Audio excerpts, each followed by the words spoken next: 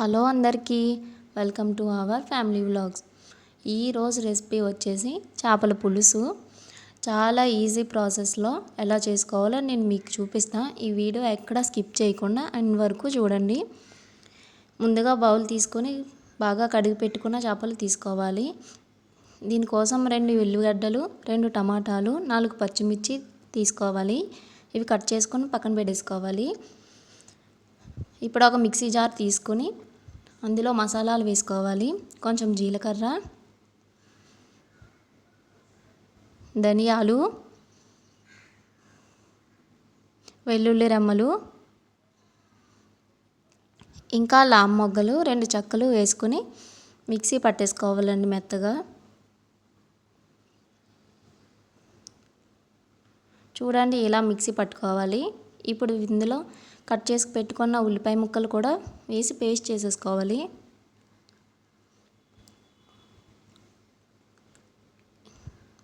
ఇప్పుడు ఇలా వస్తుంది. ఇప్పుడు స్టవ్ ఆన్ చేసుకుని కడాయి పెట్టుకోవాలి. అందులో 2 స్పూన్ల ఆయిల్ వేసుకొని ఆయిల్ హీట్ అయ్యాక ఇందాక మిక్సీ పట్టుకుని పెట్టుకున్నాం కదండి, ఆ మసాలా ముద్ద ఇందులో వేసుకోవాలి. ఇది పచ్చివాసన పోయేంత వరకు వేయించుకోవాలి. ఇప్పుడు ఇందులో 4 పచ్చిమిర్చి చీలికలు వేసుకొని వేయించుకోవాలి. ఇది నూనె తేలేంత వరకు వేయించుకోవాలి. చూడండి ఇలా ఆయిల్ వచ్చే వరకు వేయించుకోవాలి. ఇప్పుడు ఇందులో కట్ చేసి పెట్టుకున్న టమాటాలు వేసుకొని మళ్ళీ కలుపుకోవాలి. ఇప్పుడు మూత పెట్టేసుకుందాం. ఈ టమాటాలు బాగా మగ్గించుకుందాం. చూడండి ఇలా మగ్గిన టమాటాలు. ఇప్పుడు ఇందులో కొంచెం పసుపు, 3 స్పూన్ల కారం వేసి బాగా కలుపుకోవాలి.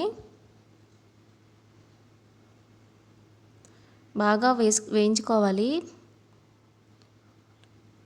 చూడండి ఇలా వేయించుకున్నాక ఇందులో గ్లాస్ వాటర్ వేసుకొని మళ్ళీ కలుపుకోవాలి.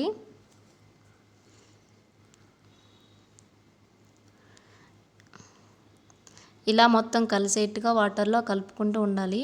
ఇప్పుడు ఇందులో కొంచెం నేనైతే రాళ్ళ ఉప్పు తీసుకున్నానండి, మీరు ఏది తీసుకున్నా పర్లేదు. ఇది కూడా వేసి కలుపుకోవాలి. ఇప్పుడు ఇందులో ఇందాక బాగా కడిగి పెట్టుకున్న చేపలు ఉన్నాయి కదండి, అవైతే వేసేసుకుందాం ఇప్పుడు ఈ వాటర్లో.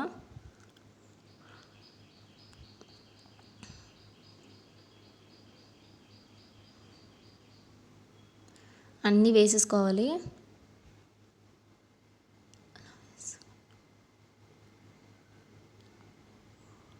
ఇలా వేసుకొని ఒకసారి ఇలా కలుపుకోవాలి. చేపలు వేసాక గరిట అస్సలు పెట్టకూడదండి,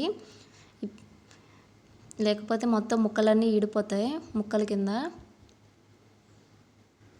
ఇప్పుడు ఇలా ఒకసారి తిరిగేసుకొని మూత పెట్టేసుకొని కొంచెం సేపు మగ్గించుకుందాం.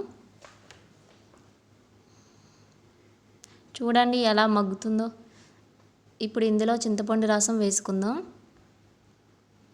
మీరు పులుపు ఎక్కువ తింటే ఎక్కువ వేసుకోండి, తక్కువ తింటే తక్కువ వేసుకోండి. నేనైతే 3 కాడలు వేసుకున్నాను చింతపండు.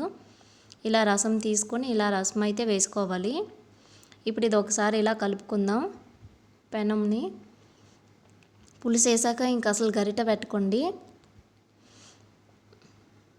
ఇప్పుడు మూత పెట్టేసుకొని ఒక పావు గంట మగ్గించుకుందాం. చూడండి చేపల పులుసు మగ్గుతుంది. నూనె ఇలా ఆయిల్ తేరిపోతుందండి పులుసు మరిగితే. ఇప్పుడు ఇందులో కొంచెం కొత్తిమీర వేసుకొని కలుపుకుందాం. ఈజీ అండ్ టేస్టీగా చేపల పులుసు అయితే రెడీ అయిపోయింది.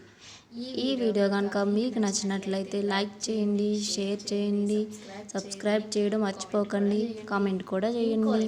ఇంకో కొత్త రెసిపీతో ఇంకో వ్లాగ్లో మళ్ళీ కలుద్దాం. అప్పటి వరకు బాయ్ అండి.